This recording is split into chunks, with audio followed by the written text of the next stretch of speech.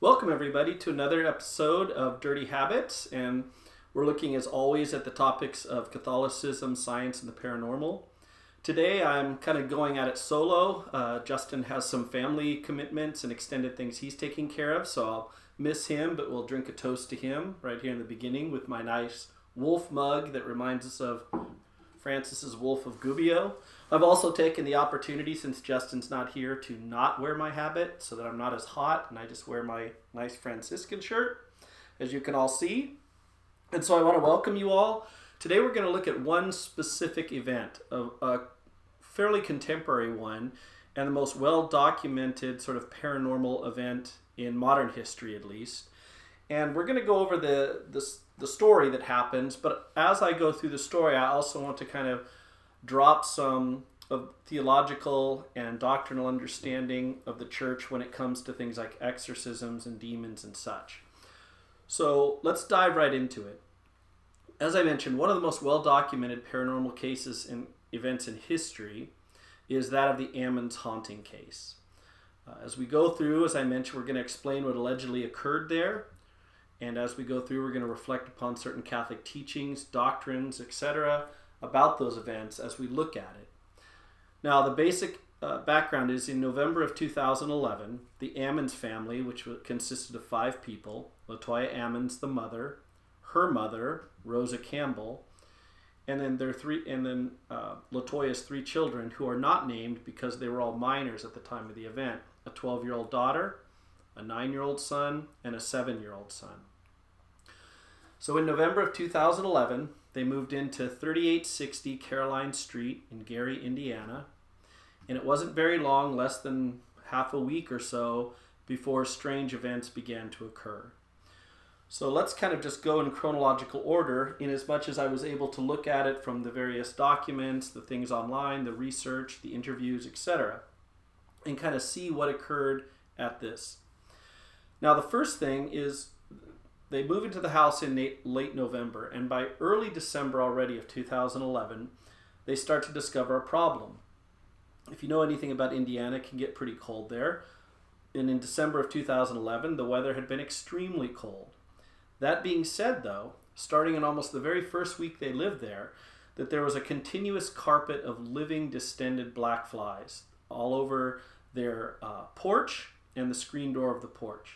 Living, dying, dead. And although Latoya and her mother would constantly and continuously clean these things, they would immediately return within hours. So she contacted the landlord, a man named Charles Reed, and he seemed genuinely surprised as well, saying that nothing like this had ever been reported by any of the previous tenants, and he promised that he would get someone to look into this problem.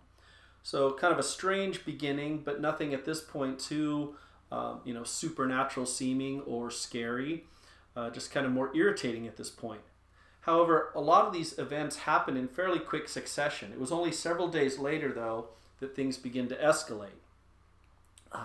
Ammons and her mother were in the living room. I believe they were watching television, but don't quote me on that part. But they both, at the same time, heard the distinct sound of loud footsteps ascending the basement stairs below them. Now, Latoya, thinking it was one of her sons trying to play a joke on them or scare them, kind of walked quietly and quickly to the basement door and opened it rather quick, only to find that nobody's there. So she's a little bit surprised, and she clicks on the light, and upon turning on the light, she is shocked to see the outline of boot prints, sort of wet looking, along all of the basement steps, coming from the basement and upwards. Now being terrified, she immediately locks the door, and she goes through every single room of the house to check to make sure that no one has gained entry. Upon coming in all of the children's room, all 3 of them are found fast asleep and clearly had been for some time. She checked every door, every window to find all of them secured and locked. And so, sort of confused, she finally mustered up the courage to go back, reopen the basement door, at which point she discovered that the mysterious boot prints had completely faded and disappeared. Now, from that point onwards, though, there would be often, and regularly so, the sound of people walking on the basement, of doors seeming to open or creak or close by themselves throughout the house, And the grandmother, Latoya's mother, Rosa, often spoke about the fact of hearing these noises herself. Now, fast forward only about 10 more days, 7 to 10 days, and we have the first of 2 911 calls made by Latoya Ammons. Now, the Gary Police Department responded. Upon arriving at the house, they discovered Ammons hysterical in the living room, clutching all 3 of the children, kind of hugging them all tightly, and she seemed in a state of extreme agitation, fearful. Her eyes were continuously darting around the whole living room. And so, upon arrival, she told the police officers that she had arisen to get a drink for herself. And as she made her way to the kitchen, she found herself confronted by the silhouette of a dark figure in the living room that blocked her path. In that split moment where she doesn't even know how to react, the figure suddenly lunges at her. She does scream in fear, waking the children, but the moment the figure touched her, it seems to have vanished or faded away. However, upon making contact with this figure, she claims that she experienced a freezing sensation that went throughout her entire body. She had the sudden urge and had to sort of control herself from vomiting, and she fell and collapsed to the ground. Within a few moments, she recovers her senses, and she immediately called the police, at which point they have arrived. The police made a thorough search of the home, the immediate surroundings, but they could find no evidence that anyone was there, no evidence of any intruder or a break-in, and so they simply kind of advised Ammons to just try to get a good night's sleep and to sort of let this go. Now fast forward a little bit of time to the second 911 call.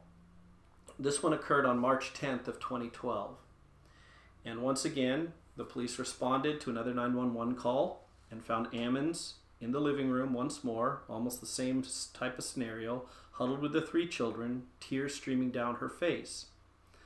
Her mother is also there at this time, and Campbell, the mother, explained that she and Ammons were awakened at 2 a.m. that morning by panic screams coming from their daughter's bedroom.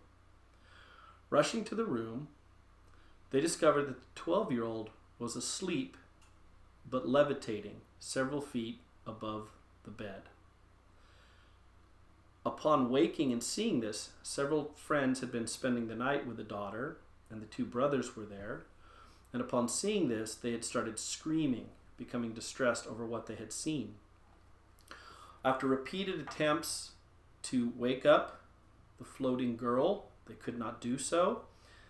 Campbell led the others in prayer, at which point the daughter slowly descended back to the bed and woke just a few moments later with absolutely no memory of what had occurred whatsoever. Now, when she tells this to the police, of course, they're completely skeptical, and in fact, they refuse to really look any further into the matter whatsoever. At this point, Latoya and her mother Rosa decide and really understand that they need a little more help. Something strange is going on in their home. And so they made an effort to really contact some of the local churches, Protestant churches, and discovered that many of the churches gave them the same reaction of the police. That is, they really didn't really believe them, and most of them offered no help. Now, there was one pastor who we find out later does give a little bit of help, but at that point in time, it seems as if the church has sort of abandoned them. So because of that, and having received no help whatsoever from the local Christian community, Ammons turned to 2 clairvoyants, both of whom came to the house to do their readings. Now the first investigated the house and confirmed the presence, she claimed, of multiple demons there, and advised that the feeling she got was so strong that she thought the family really needed to vacate the premises immediately. However, that wasn't really at all feasible because the family had a very strapped financial situation at the time. In fact, by this time, Ammons has already fallen a month or 2 behind in rent, and that was just not really possible. A second clairvoyant will basically confirm what the first one said, but more specifically claiming that there are somewhere in the range of or somewhere in the range of 200 demon presences within the residence, which is why sometimes if you Google this on the internet, you'll discover it under the title of the 200 Demon House. Now at this point I want to stop and make my first little comments, and that is the idea of using a non-Catholic exorcist. Sadly, people often go to faith healers, witches, psychics, clairvoyants, pagan priests, parapsychologists, and all these other kind of self-proclaimed specialists, rather than seeking and obtaining help from a Catholic priest. Now, I do realize, unfortunately, in this situation, even in this day and age, and with our spiritual background as Catholics, there are a lot of Catholics, including many in the clergy, who are just as skeptical, if not more skeptical, than the secular world. And so it's not always easy to be able to gain a priest to come. Although the fact is, if you want a priest to come just to check the house, to get it blessed, things like that, without asking for a, quote, formal exorcism at the time, that actually isn't as difficult as it seems. That being said, it's very clear that from the experience of Catholic exorcists, men like Father Lampert and others, by asking these people who really don't have any powers or ability over these fallen spirits to come in and attempt to sort of overpower them, bind them, get rid of them, however you understand it, they are actually more likely to only aggravate the situation and give and enable those presences to gain even more entry into the situation that's occurring. If you're a Catholic, and even if you're a Christian, another faith tradition, I would just clearly tell you, honestly, if you have any thought that this would really be going on in your home, or if you have anyone that is telling you this must never be done. You always have to seek out the church. Another thing, and this may surprise a lot of people, but again, coming from the experience of these exorcists who have done this time and time again, as well as the 4,000 years of Judeo-Christian tradition behind this, the Catholic Church is absolutely clear that there is no such thing as a human being who possesses special preternatural powers by their own ability. All such abilities come from demonic manipulation. The person, therefore, is either lying, knowing that the power really comes from these, quote, spirits, although they may not think or claim them to be demons, or, just as often, if probably not more so the case, the psychic themselves is being deceived. They truly think that they are the source of their own power, which in truth is demonic in origin. So just without first little aside, it's important to realize in these events, it's extremely important to really ask for and receive the help of the church officially. Now moving forward. After this, we have a few incidents as the assault begins to build. We've had really just sound at this point. We've had sighting of something, but other than the strange feelings it caused, no specific violence per se. However, that starts to change. The next thing that occurs are several incidents of choking. It seems to have occurred to two of the family members, the 12-year-old daughter and the grandmother. Campbell, the grandmother, spoke about being choked by an invisible force after first witnessing a shadowy figure of a man that was pacing back and forth in the living room. The 12-year-old, in her interviews with mental health professionals, mentioned that many times, what that means I'm not exactly clear, but more than once or twice, many times she felt as if she were being choked and held down to the point where she could not speak or move. But unlike the grandmother, she claimed to hear a disembodied voice that accompanied it that would clearly say that she would never see her family again. She would be dead in 20 minutes. And there was this ongoing kind of routine or rhythm that was occurring. At this point, the family's getting more desperate, and so the mother, Latoya, finally is able to convince one of the pastors of one of the local Protestant communities to kind of help her. He recommended that the family cleanse the house. Now, I don't know where this information came from in terms of his idea. This is what's in the report. He told her to clean the house with bleach and ammonia, and then using olive oil to draw crosses upon every door and window of the home, which she did. In addition, at the suggestion of one of the clairvoyants that she had contacted, a so-called Christian clairvoyant, the woman who they contacted claims to have been a Christian, she suggested that Ammons also erect a small Christian altar in the basement, which she did, kind of a homemade fashioned altar. She simply took a small end table, covered it with a white sheet, placed a white candle upon it, along with a statue of the Holy Family, Mary, Joseph, St. Joseph, and Jesus. She would wear a white t-shirt, tie a white thing in her hair, and with a friend of hers, she then anointed each child's, the 3 kids, forehead, hands, and feet with the olive oil and the sign of the cross, and then with her friend went through the house reading Psalm 91 aloud while simultaneously burning sage and sulfur and making crosses, so to speak, in the smoke as it rose through the house. They ended up creating so much smoke they could hardly breathe ultimately. After this was done, it appeared at first to have no effect. Nothing escalated, but nothing changed. So you had a couple days of quiet. Suddenly, however, 3 days later, after this, quote, cleansing of the home, events suddenly escalated more powerfully quickly, especially focused on the children, although not exclusively. Again, I want to stop for a moment and talk about something. Some modern theologians and laity in the Catholic Church, and this is true of many Protestant churches as well, make a distinction between the exorcism ministry, which is that of the clergy, the priests and the bishops, and that of deliverance ministry, which is that of lay people. Now, we need to be absolutely clear. While it does not condemn it, the Catholic Church strongly discourages the attempts by lay people to deal with this degree of severe demonic activity, what is referred to as infestation or vexation, even if it hasn't reached the level of what we refer to as a full possession. I'll explain what that is a little bit later.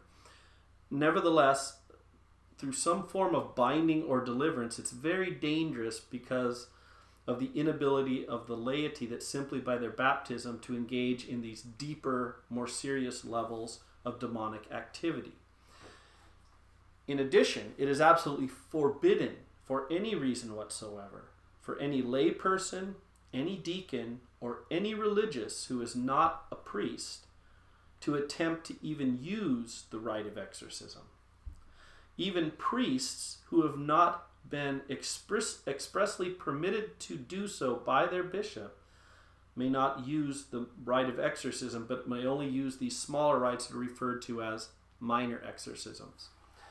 Now, real briefly again, in 1999, the rite of exorcism was finally redone following Vatican II, one of the last, if not the last, of the liturgical documents to be redone. There was a version from 1959, which was simply a slight update in certain language. With the exception of that, it had not been updated, the Roman ritual of exorcism, since the 1600s. There was a lot of excitement when it came out. It just more recently came out in English. I attempted to buy one, only to find out that even working for the church, etc., unless I am a bishop myself, I cannot even purchase the book. It's not for sale publicly. Now, in their description, however, at the USCCB, that is the United States Catholic Conference of Bishops bookstore, it describes the contents. And one of the contents is an appendix which has these special prayers and these, quote, minor exorcisms. And Appendix 2 is specifically geared for lay people to use these prayers that are in there, which I cannot tell you what they are because I haven't seen it yet, for their own spiritual battles. And then it said that very soon, whatever that means, hopefully very soon, a pamphlet will be published with only those prayers for the laity to purchase. So I look forward to that, but I just let you know that it is dangerous to engage and be careful with deliverance ministry. It's not that it's forbidden, it's not condemned, but you have to realize and be careful, very discerning of what is happening and what really is possible given a person's spiritual authority. Now, 3 things occurred for the most part following the attempted cleansing. One of the boys seemed to have become attached, or a spirit became attached to the younger boy. And I'll talk about that. Second, we have the first instances where it seems that there's a possession or some kind of physical configuration going on with some of the family members. And finally, there's a lot of poltergeist activity that suddenly ramps up. So as I mentioned earlier, the reason why the church strongly discourages both lay people trying to perform these types of deliverances and bindings, as well as not bringing non-Christian people into it, is precisely because this is what often occurs, as opposed to what you might see in movies or hear on podcasts or something that are based really in myth. So the first one, the dead boy. A few days, 3 days roughly after the attempted cleansing has occurred, Latoya and her mother Rosa will find the 7-year-old constantly hiding in the closet, talking to what he said is an invisible child. When asked about it, he claimed that the boy he's speaking to the spirit of a dead boy. And when asked what they speak about, he told his mother and grandmother that the little boy was describing to him what it felt like to die. Now, I'll make a brief aside here as well, which I called the demonic dead. And that is, again, going from the exorcists, modern ones especially, who comment on this, and maybe later we'll put some references down for you, but one of the things that occurs is they will say that it is rare that appearances from human disembodied spirits, that is, the dead, whether they be the damned, the saved, or those in purgatory, are still quite rare. In fact, Father Lampert says 99.9% of, quote, manifestations, even if they appear human, are in fact demonic. And one of the common occurrences we find over the centuries, and of those who have worked in this field, both in the Jewish tradition as well as the Christian tradition, is that demons often take on the appearance of a deceased human spirit in order to better deceive the living humans that they're harassing. So it's unlikely that we have an actual ghost here, in as much as we have one of the demons that is playing with the younger boy, a plaything of him, and trying to entice him by appearing as another child, by speaking to him about these strange things like death, to put these thoughts in his mind. Another thing I discovered, which isn't directly germane here, but it's the same idea, is that a significant percentage of people who have been married a long time and lose their spouse often see the, quote, spouse afterwards. That often, as much as we would like the comfort of that, the reality again is we have to be very careful that many times the entity that's appearing is not at all angelic and is certainly probably not the real spirit of the spouse. And so just these are tricks that are common enough in the sense of that they've been seen by the church and Judaism for centuries, that we can comment and kind of warn people away. So the first of the major things is the appearance of this spirit that seems to appear frequently, only to the 7-year-old as a, quote, dead boy. Then you have the possessions. Now, both boys, within 3 to 4 days following the attempted cleansing, seem to become possessed. I say seem because it was never fully determined. No exorcism was specifically made of the children, so we can't be certain. But they would suddenly, out of the blue, go into a trance-like state. Their eyes might roll back in their head. They would growl like animals. They would smile evilly. They'd laugh maniacally at nothing for minutes on end. Their eyes would sometimes physically bulge and appear terrifying to their sisters and the women of the house. And they would speak in strange voices, not other languages per se, at least not that I ever found in the research as I was doing it, but simply in strange voices that clearly were not their own.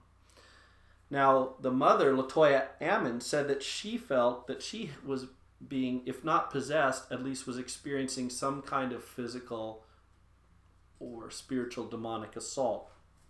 She would say that she would experience this immediate feeling that would come over her body. Her entire body would begin to shake. She would feel absolutely out of control, as if she was almost like trapped within her own body, maybe akin to the experience of sleep paralysis, although she's not sleeping or even in bed at these moments, she's wide awake.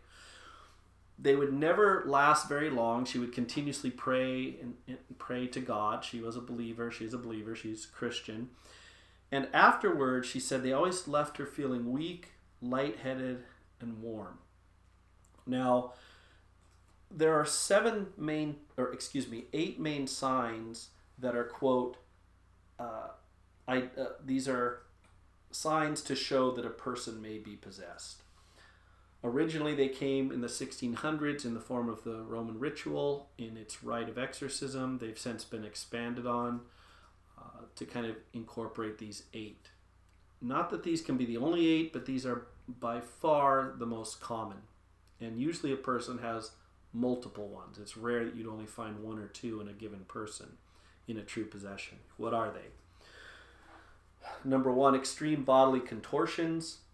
We see this in the movie sometimes, where they basically do things that are inhumanly possible or almost so. The way that the body manipulates, moves without any bones breaking, without any... It's just bizarre and terrifying to witness. So extreme bodily contortions. Horribly foul odors that seem to emanate from nowhere in particular, but at least in the region. But when you look for them, you can never pin them down, but always in the presence of when a person is experiencing possession. Changes that occur as did occur to the children, the boys, in their voice, becoming deeper and louder. That's, as many of the extras say, the reason that is just a motive to scare people. The bodily contortions are Satan's way or the demon's way of showing the power it has, absolutely, so it seems, over the victim's body. The 4th sign are changes in the person's physical appearance. Foaming at the mouth, eyes rolling back. We have at least one instance of cat eyes. The eyes turned the color green and had a slit rather than the normal look of a human. They'll contort themselves into strange things that can only be described as snake-like by several of the people who've witnessed it. The 5th sign of possession is the temperature changes and the room always gets much colder quickly. No matter how much heat is applied, no matter how many other things are done to keep the room warm, the temperature drops explicitly, especially surrounding the immediate vicinity of the person. Number 6, moments, sometimes lasting for quite some time, of uncontrollable laughter and or screaming. And we also see some of that going on in the stories here. Excuse me. Number 7, hissing. Falling down and actually moving as if the person were a reptile or a snake on the ground. And then the last one, which is quite rare but did occur within this situation overall, is that of levitation. Literally just floating above wherever the chair, a bed, whatever the thing occurs in. So possessions seem to be going on. So the demons seem to be manifesting their power a lot more deliberately, a lot more visibly and actively now. And so you have the appearance of the, quote, dead boy. You have at least 3 members out of the 5 experiencing possession-like experiences. And then the final thing is a poltergeist activity, where on 2 occasions, a piece of house furniture, in the first occasion the headboard of the bed, suddenly rose up, levitated that is, by itself in front of multiple witnesses, only to then launch itself violently across the room, hitting and injuring the 12-year-old daughter so badly that it required several stitches for her. On another occasion, the 7-year-old was thrown roughly against the wall of the bathroom without anyone near the vicinity, in the air, something you could not do on your own by your own effort. And so I use this phrase, poltergeist. What is a poltergeist? Well, the word poltergeist is just German for noisy spirit. And these entities or effects, whatever they are, and that's part of the problem, are often seen to be responsible for physical disturbances, loud noises such as knocking on doors, footsteps, etc. We hear this a lot over and over in the literature and in the accounts. They may move objects around or destroy them or hide them. Now, what is a poltergeist? Is it a ghost? Is it a spirit? Well, if it's real in the first place, because there can be logical and legitimate natural reasons, of which we're not focused on in this particular podcast, but looking at only the parapsychological or the paranormal things, what is a poltergeist? Even there's a wide disagreement. That is, or I should say, there's a wide variety of opinions. Some believe that they are actually a ghost or supernatural entity, a demon, whatever you have, which can cause psychological and physical disturbances. So they can manifest. Others believe that really what's occurring is that there's some kind of unknown energy that is associated with living persons or locations that manifest these events. Now, for whatever reason, we do know, at least from the 1700s when this became more widely studied, at least in the last 300 plus years, we do not know why, but poltergeist activity tends to vastly predominate in homes at which there is a female adolescent present. So much so, in fact, that many modern researchers, parapsychologists, not the church has no opinion, quote, on this, but parapsychologists believe that the emotions of troubled individuals, like teenage girls at a certain point, build up during times of stress, and somehow the theory is referred to as spontaneous recurring psychokinesis. Is it this built-up stress, something connected with the hormones, the disturbances going on in the person's body, that in some sense they become unconsciously projected outwards, this energy, in the form of a mental energy that then affects the physical environment and produces this phenomenon that otherwise we attribute to ghosts or demons. Now, I'm not making any guess on what these things are. I simply want to mention that this kind of activity is different, where you have things being moved, things being pushed, destroyed, where you suddenly have, without any visible sign whatsoever, these things do not ever appear. That's the difference between a poltergeist and a, quote, spirit or an apparition.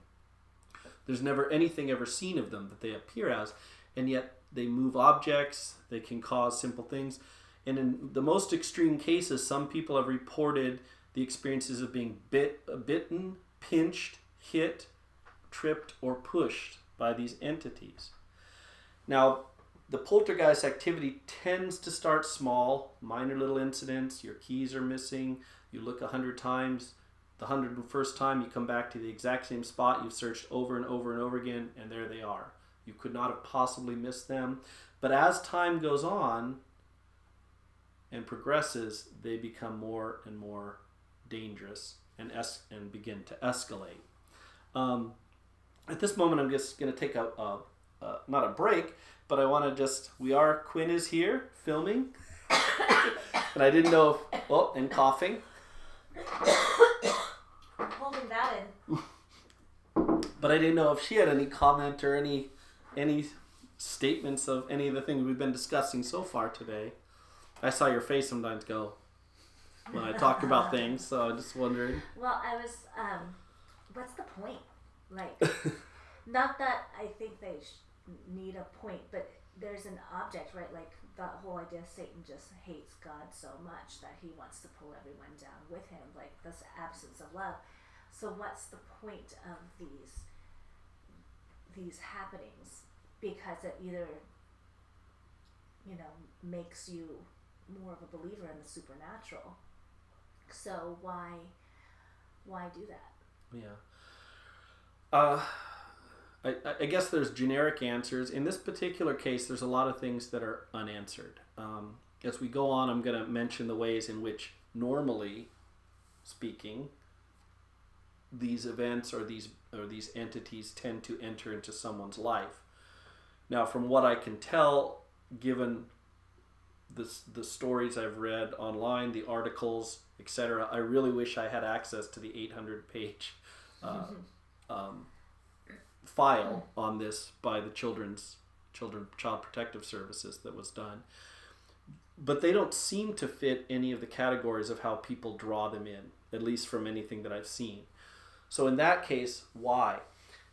And unless someone's lying, like the previous tenants or the landlord, there seems to have been nothing that occurred prior in this location before they came, and after the exorcisms and such that we'll talk about, nothing seemed to ever have occurred afterwards either. And that's true of the family. Prior to moving in, there seemed to have been nothing that was ever reported whatsoever, and never having since left the house and moved on to another area of Indiana, nothing. So we have, in that sense, we have a very odd situation. Generally speaking, and what I've heard is that Satan tends to target two main groups.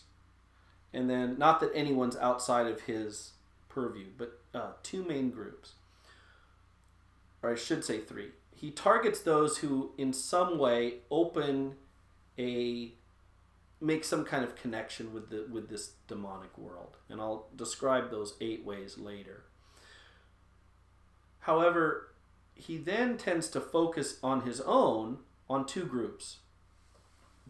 Those unbaptized, the non-Christian world, especially the innocent ones, children, things like that don't yet really have had the ability to choose for themselves their faith, but have been kind of placed in that position by their parents, not only children, but others as well, because in some sense he has much more authority and power over them, and they have very little protection. The other group he then tends to attack within the Christian community, or I don't know the exact way you'd refer to them. They're not the highest level like living saints. They're actually kind of the group below that.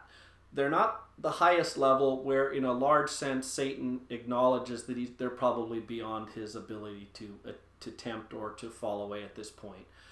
But they're also not those Christians who are so mediocre in their faith that he doesn't need to pay a lot of attention to them because, in a sense, they're already doing his bidding to some extent by not living out their faith. So he kind of hits these ones that he feels are devout, but he might still be able to shake them from their devotion and have them have a great fall. So you tend to see certain groups that he goes after. Beyond that, though, there is really no rhyme or reason that I'm aware of the targets specifically chosen. Why?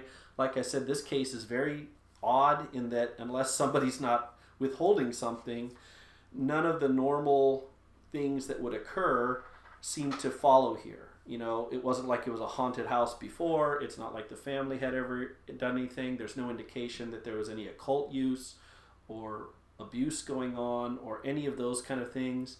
I'll look at those 8 things in which we can invite this kind of presence in if we're not careful.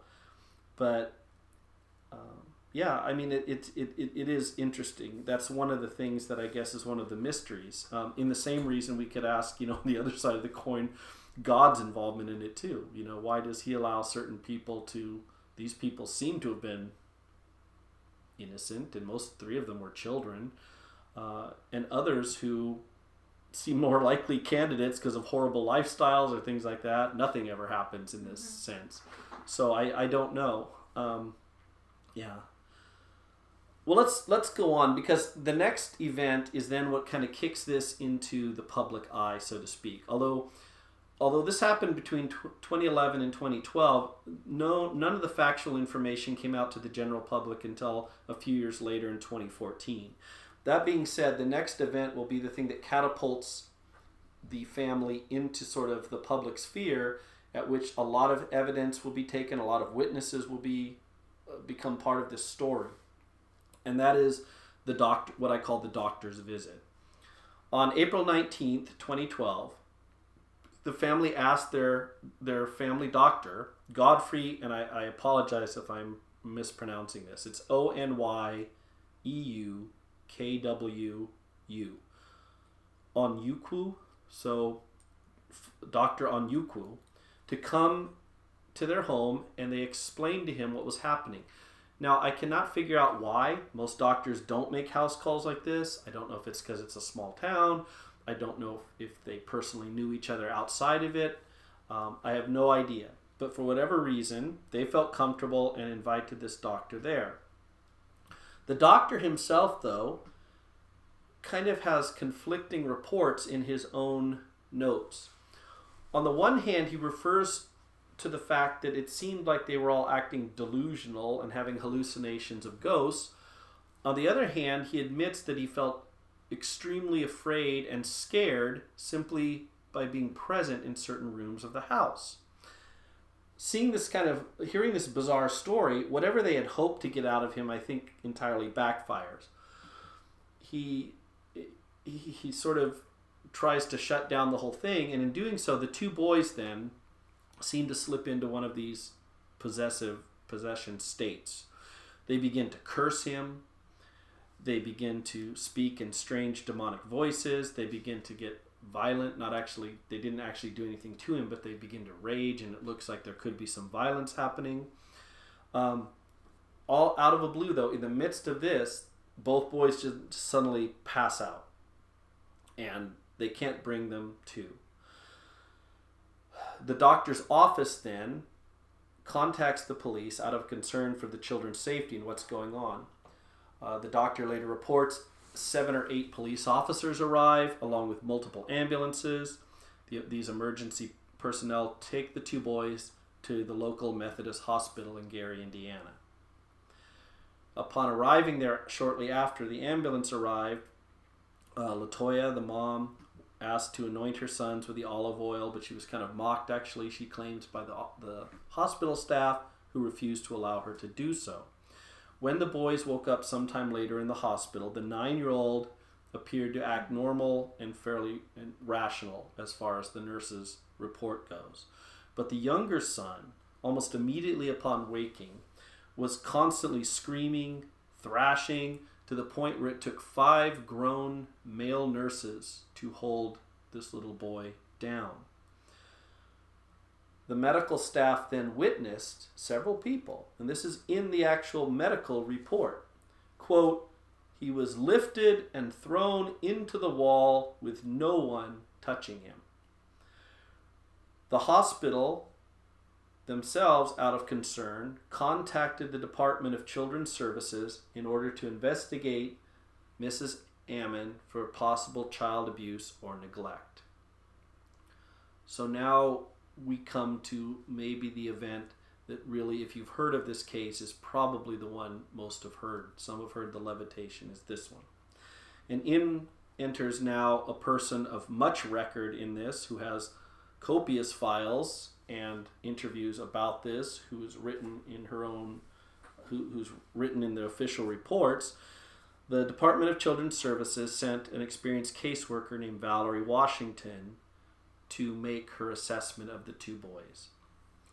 And while making that assessment, she, along with a male nurse named Willie Lee Walker, will become the witnesses to one of the most, I guess you could say, prominent paranormal events in modern times. Prior to her arrival, she requests, and they comply, where the hospital personnel examine the two boys, and they find them to be in perfect health and free of any marks or bruises or anything like that that would indicate any kind of physical abuse by the mother or the grandmother. During the same time period, a hospital psychiatrist is asked to and evaluates the mother, Latoya Ammons, and in his report determines that she was in fact of sound mind at the time of his evaluation. When Miss Washington, the caseworker, gets there, she has the two boys, brought into a separate room while the mother, the daughter, and the granddaughter are all kept in another room. And they're accompanied by a male nurse just to make sure things are kept in control, a man named Willie Lee Walker. She tries to interview the two boys. Now, in an interview that lasted nearly 4 hours, during the entire time, the younger brother, the 7-year-old, constantly bared his teeth, growled at her whenever she asked him a question. He would roll his eyes back in his head until only the whites were showing from time to time throughout this questioning. And during those times, he would announce that everyone in that room was going to die soon. As far as the older brother, he simply wouldn't answer any question. He just remained silent, but stared at her, unblinking, with what she could only describe as a, quote, creepy smile. Now, I mentioned this a little bit briefly, but a little aside about possessed children and the church's experience on this. There's not a teaching per se, but an experience.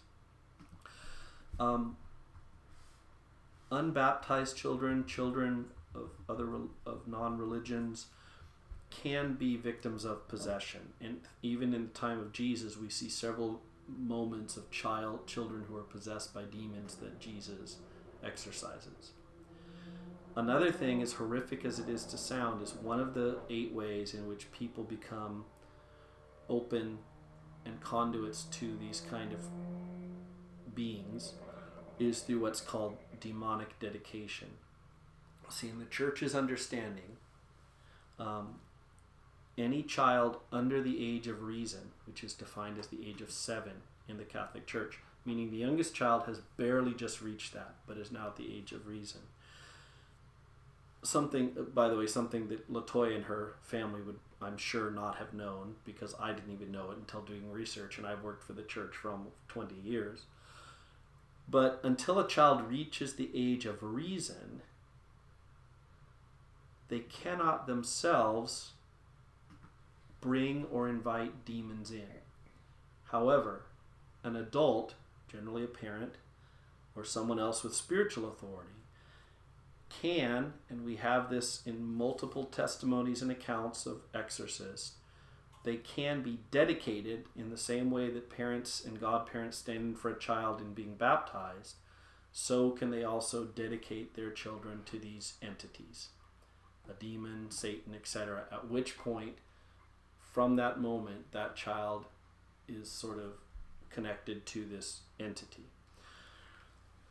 Now back to the story.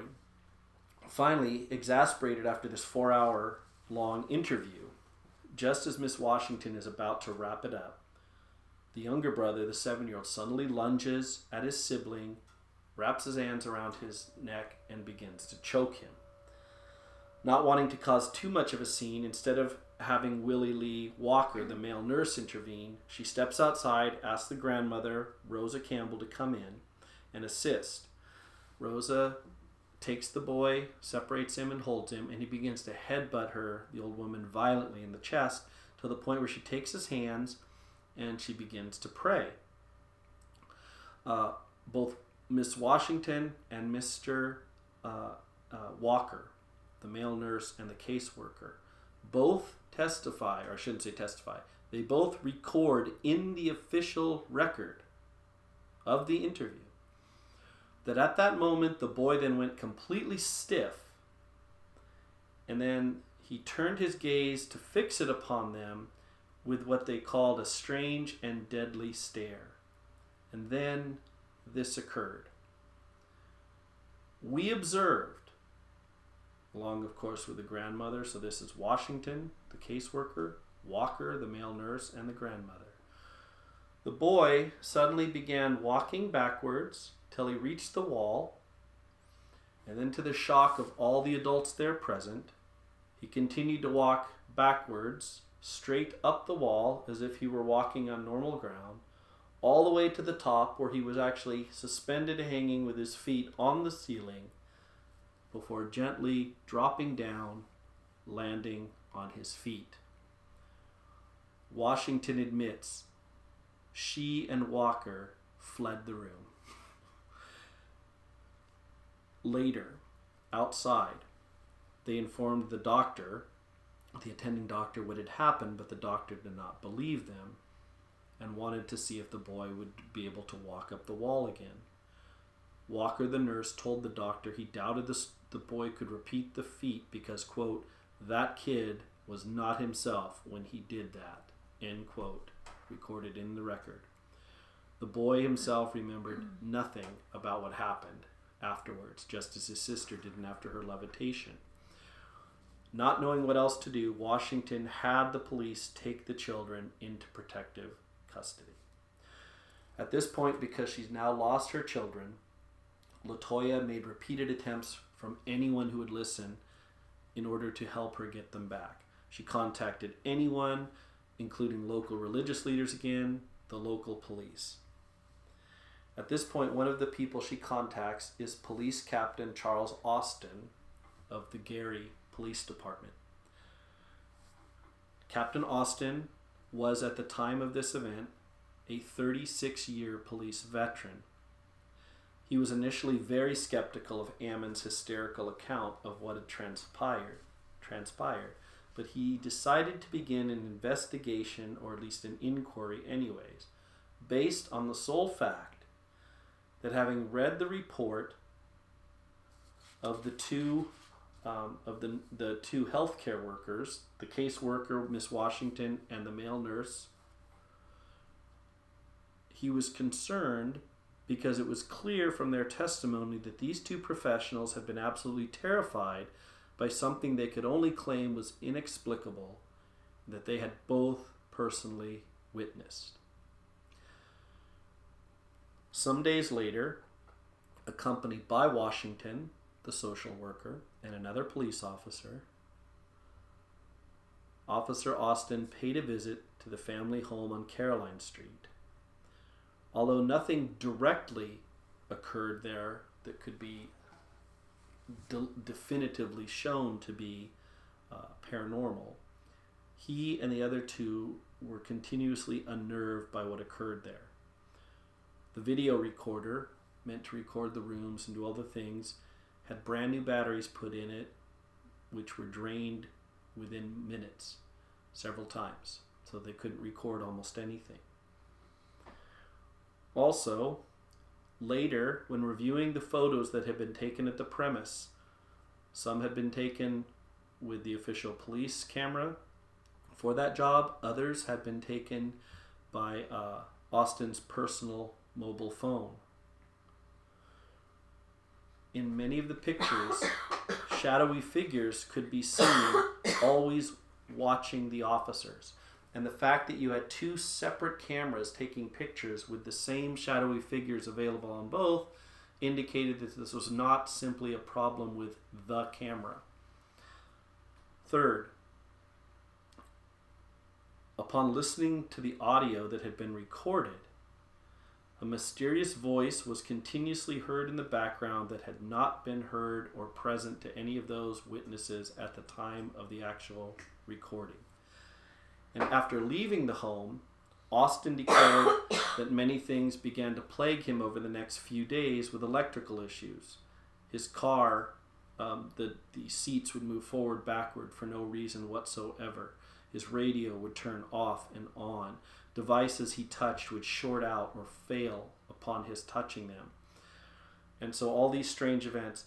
After that house visit, Washington was done. And at that point, Miss Washington, the caseworker, requested to be removed from the case, at which point she was. Now, at this time, I'd like to speak about the degrees of demonic activity. Now, the general way in which the evil spirits interact with human beings is that solely of temptation. right? Trying to place things in our minds, in our will, in our desires. However, for whatever reason, there are times at which they begin to interact with human beings on a deeper level.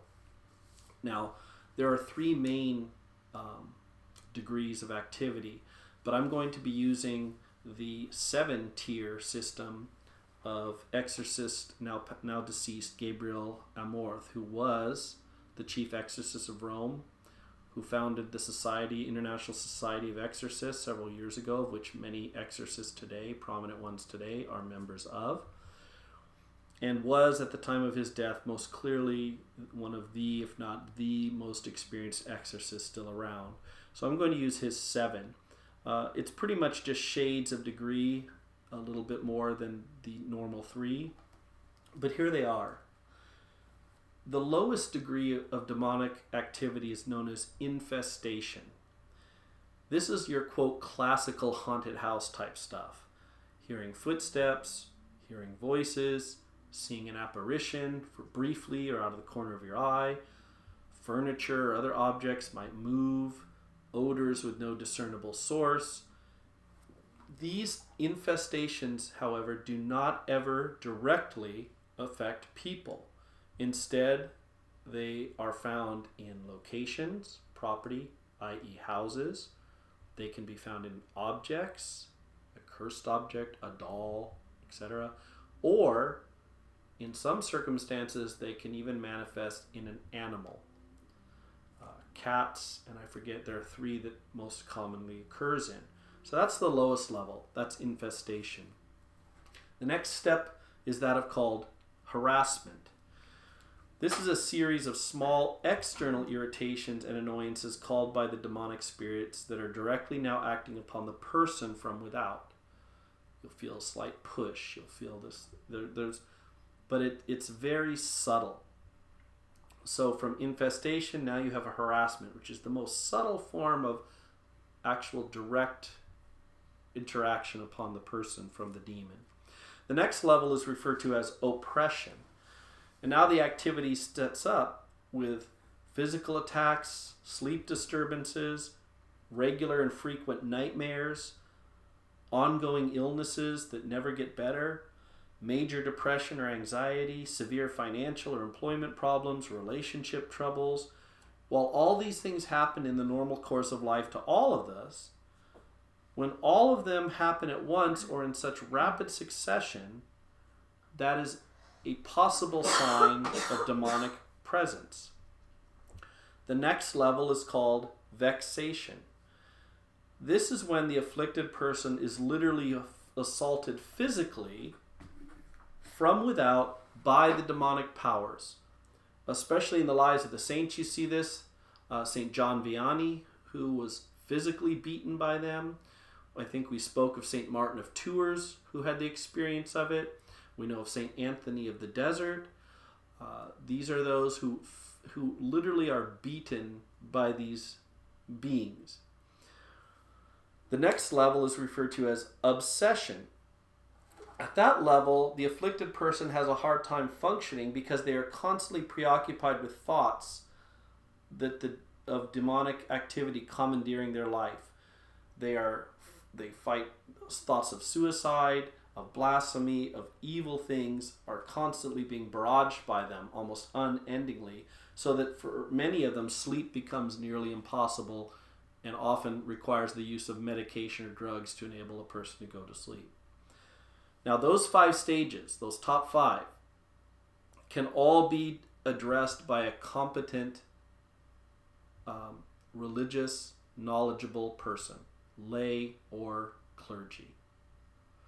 However, the last 2 can only be addressed and are reserved for official, quote, exorcist. The next level, which is as high as most ever receive, is that of possession, what most people think of. Contrary to popular belief, however, possession is not demons entering a person's body and taking over their soul. Demons cannot touch your soul. The person's free will is never removed, even when under the direct action of the devil acting upon them.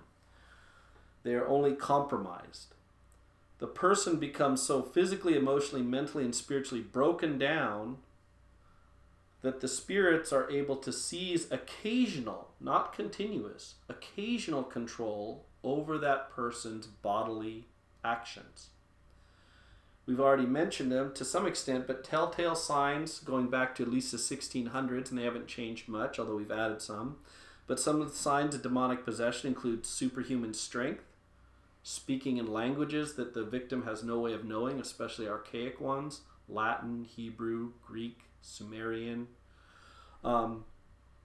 Knowing knowledge of events or facts they could not possibly know, knowing where something's buried, knowing where this is hidden, having had no connection to it prior, an aversion to holy objects, and as I mentioned, the physical changes to their face. That's generally speaking the highest that it goes. There is a seventh level, but it's slightly different than the rest because it's called integration. And that actually is a person who is not struggling, but has purposely, consciously, voluntarily given themselves over entirely as a vessel for the Spirit to reside in and work through. That is the highest level, but because it's self-chosen, self-initiated, etc., it tends not to generally be spoken of in the way the other ones are. Now, where does that leave us now? At this point, we enter now into the last phase of the story. The Methodist hospital chaplain, who was present when the children were brought in, although he did not personally witness the event of the child walking up on the ceiling or anything, nevertheless, having heard what was occurring, contacted the Catholic priest and pastor of St. Stephen the Martyr Parish in Merrillville, Indiana, a man named Father Michael, I think it's Maginot, French, Maginot, and telling him what happened. Now, Maginot or Father Michael was not and is not today an exorcist. However, he hears several days later, on April 20th, 2012, Latoya Ammons contacts Father Michael and asks him to conduct an exorcism of the house on Caroline Street. 2 days later, after Mass on April 22nd, 2012, Father Michael makes a preliminary visit to the house to ascertain if the events he felt were due to natural causes or whether he could find any signs that the things that were occurring were actually an infestation. Now, while he was there, the lights would flicker when he went near them, but not when anyone else did. The window blinds would move around as if someone were pushing them, although all the doors and windows were closed, secured, and no AC or heat was turned on at the time. And himself and the two women, remember the children are in protective custody at this point, so Latoya and Rosa and Father Michael also witnessed, and he witnessed personally, the wet footprints throughout the living room. After kind of seeing all this, he concluded that the family was indeed being in some way tormented, his words, quote, tormented by demons. So before leaving, he blessed the house, sprinkling holy water in each room, saying prayers, reading from scripture, and he told the family that he thought they should stay elsewhere because he didn't think the place was safe. Father Michael then wrote a report to Bishop Melksick of Gary, Indiana, requesting permission to perform an exorcism. There had been no exorcism performed in the diocese during that bishop's, at that point, 21-year tenure. At first, the bishop denied his request, but instead told him that he should contact some of the priests who had themselves performed exorcisms to investigate more fully and get more information. Upon doing so, Father Michael was eventually told by the other exorcists, well, use what is called the minor exorcism form, which does not require the approval of the bishop, and any priest may use. And ironically, or kind of silly, when he asked if he could get a copy, they said, oh, it's all over the internet. So he printed one up. At that point, he invited Latoya Ammons to the church, where he conducted a minor exorcism on her personally. It was witnessed by several caseworkers and police as well.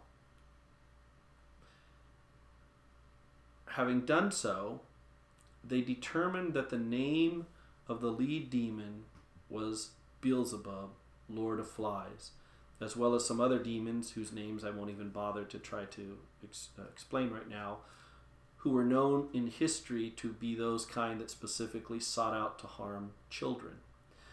Now, stepping aside for a moment back to Catholic exorcism teaching, in a true case of possession, there is almost always a cluster of demons, rarely if ever just one. And all those demons are always under an extreme hierarchy, with the most powerful one always in charge. And that hierarchy is based on whatever place they originally held within the celestial angelic hierarchy. Each hierarchy sheds light and knowledge to the one below it. So as the fall occurs from Satan down, and some join his rebellion, you have angels from every single one of the choirs, from the highest to the lowest, that fall. And they retain that, even more viciously, so to speak, now in their demonic life.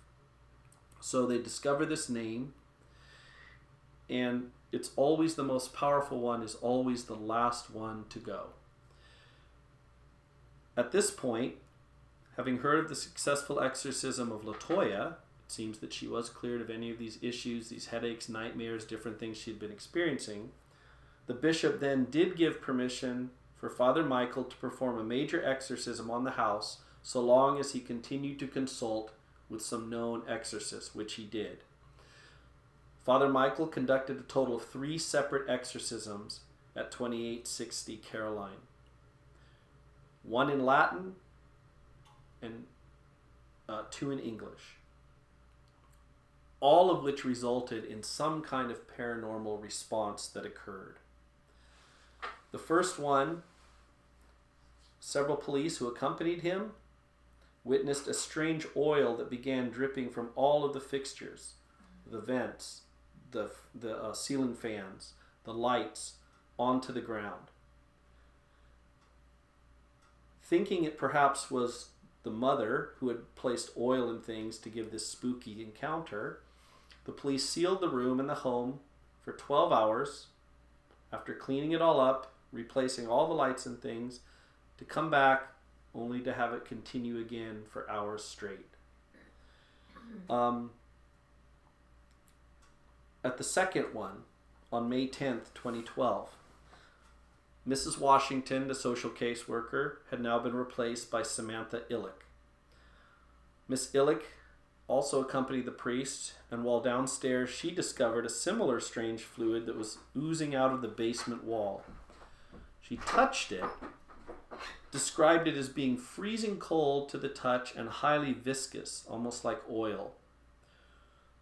Almost immediately, however, both the tiny bit still on her finger as well as that on the wall seemed to undergo a metamorphosis, hardening, solidifying, and the finger she had used to touch the fluid suddenly experienced a sharp pain she claimed as if it had been broken and snapped in one moment. As she grasped her hand in pain, she suddenly found her whole body paralyzed, and that same extreme intense pain then began to spread throughout her entire body. After a few moments, she finally was able to regain control of her body, but found she could not speak or breathe properly, and she immediately fled the house. At which point she seemed to have gotten a lot better and refused to go back inside. Now, as a follow-up, I saw an interview with Miss Illick that I found online, and she said this. I left believing something was going on, although I wouldn't go as far to say it was demonic. However, witnessing the exorcism of Latoya, I felt like someone was in the room with you, someone breathing down your neck. The report then said that Illick, since having been part of this case, has had a string of problems. First, multiple medical problems after visiting the home. Only a week later, she got third-degree burns from a motorcycle. Within 30 days, she broke 3 ribs while skiing, broke a hand, which she accidentally struck on a table, broke an ankle running in flip-flops, all within 3 months. She semi-jokingly said, "I have had friends who will no longer talk to me because they believe something has attached itself to me." Finally, the third exorcism seems to have driven out whatever the infestation or issue was. Now, in the 1999 revision of the Rite of Exorcism that I've already mentioned, there is, as I pointed out in the story, that requires the express permission of the ordinary, that is the bishop generally speaking, for a priest to perform a major exorcism. Many, though by far not all, dioceses in the United States have an officially appointed exorcist. If they do, all cases are always sent to that person for review and to determine the next step. Now, after that final exorcism, months later, in November 2012, after the conclusion of the case, Ammons was reunited with her 3 children. The family vacated the house on Caroline Street and moved to Indianapolis. Since, there have been no subsequent reports of any strange incidents made by the family or any of the later tenants of that Caroline Street house. Whatever forces did target her and her children and her mother seems to have moved on. Now, in the aftermath, now that it's become very public, Latoya Ammons has been accused of manipulation and sensationalism because of the highly publicized way that she handled and described the events that she and her family experienced. And there's obviously a lot of skeptics in this. Ammons, however, has been more than willing, giving multiple interviews regarding her ordeal. She also gave the press complete access to all of her and all of her children's medical records by which they could, for themselves, support and verify her account. So, in nearly ending, let's think about, as I mentioned earlier talking to Quinn, this case is a little interesting and different in that we don't see any of the direct ways in which generally these events begin to occur. Generally speaking, there are 8 ways in which the devil can gain a foothold or an opening or an entrance to begin that sort of more powerful activity in someone's life. Now, having said that, I want to also make it clear that the church is absolutely clear that the Catholic who lives out their faith genuinely and authentically is almost entirely immune from anything the devil can do aside from temptation and some of the lowest levels of, say, harassment. However, for those not living their faith or those without any faith in Christ, often become the targets of the devil's wrath, especially if some of the following have occurred. And without deep explanation, which Jess and I will perhaps do in another podcast, here are the 8 ways in which the demons gain a foothold. Number 1, an obvious one, ties to the occult. Every form of occult activity is defined as idolatry by the church, and as such, it is an extremely sinful thing to engage in, and it is always the turning towards other powers in order to give oneself power, usually knowledge of future events. Number 2, occult entertainment. Now, the entertainment itself does not necessarily have to be explicitly occult on the face, but just how many things, how many books, TV shows, movies, video games, etc., glorify evil, present Satan as extremely powerful, show magic as a good or possibly good way and means to power, etc., etc. So that's another way in which as a person becomes more and more absorbed in these things, they become focused on it. Number 3, a curse. That may sound funny in our day and age, but it's true. Just as a blessing is to kind of bring something to God's care, a curse is when someone places something under the devil. Usually it's a desire that preternatural demonic forces will help you in harming some other person. Now, if a person is Christian and practicing their faith, no curse can alight on them, the scripture says. But for those who are not, or who place themselves in dangerous positions, something can happen to give entry to these forces. Number 4 is demonic dedication, which I already mentioned. That is the dedicating of one's child to these forces. Number 5 is abuse, especially that of a sexual nature by someone trusted by the person, a clergy member, a teacher, a parent, a close family friend or relative. It's not necessarily only the abuse, but sometimes the way in which the person seeks to overcome it. Again, going to inappropriate or the wrong type of people to settle this. 6 is habitual sin, those who live in constant, continuous sin without repenting, without even seeking to do so, place themselves more and more at risk that these forces will enter into their lives through some activity and become entrenched there. Number 7, one of the strangest ones is invitation. However, invitation can be both extremes. It can be someone who desperately desires power that they think they can get from this invitation to allow the demon in. Other times, and one I heard spoken of by an exorcist themselves, was a layperson seeing that a friend of theirs clearly had some kind of demonic activity going on. As an act of charity and perhaps overconfidence in their own abilities, asked that the demon free themselves from that person, and they would offer themselves to fight it. Well, the demon took up the offer, and from the exorcist's account, it took 20 years to get rid of that demon, because even though done out of a good desire, the woman had in fact invited it into her home, into her life, her very body, at which point it would not leave and gave it a great stronghold even against exorcism. And then finally, the last one is broken relationships, which we all possess, but how do we respond to them? The exorcists I listen to speak about the fact that when we're mired in bitterness, unforgiveness, the desire for revenge against people, the unwillingness to forgive, we open ourselves up to these forces which play on that, which incite those feelings worse and worse in us to the point at which they can actually gain more of a foothold in our lives. So always be careful, always seek to follow the right path, always seek to keep true to your faith.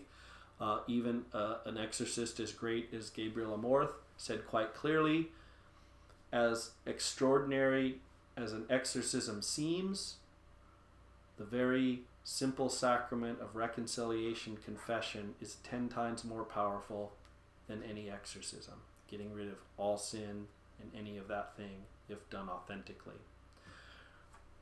Although many skeptics have questioned this case, and I think some of their points are valid, which I won't get into here, what ultimately comes down for me as to why I tend to fall on the side that I believe something paranormal happened, other than the fact that the church itself involved itself, is the fact of the multiple professionals that were involved in this case.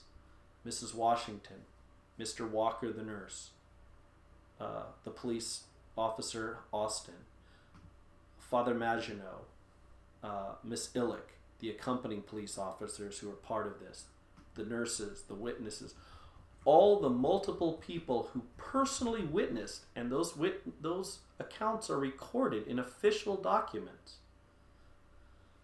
were all highly respected, veterans in their field, upstanding members of their profession, and none of them have any reason whatsoever to lie or embellish the events.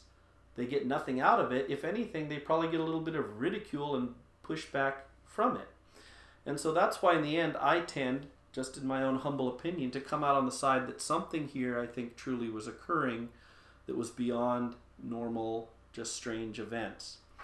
This case has provided, though, the most wide and diverse range of evidence, far greater than any other similarly reported events ever.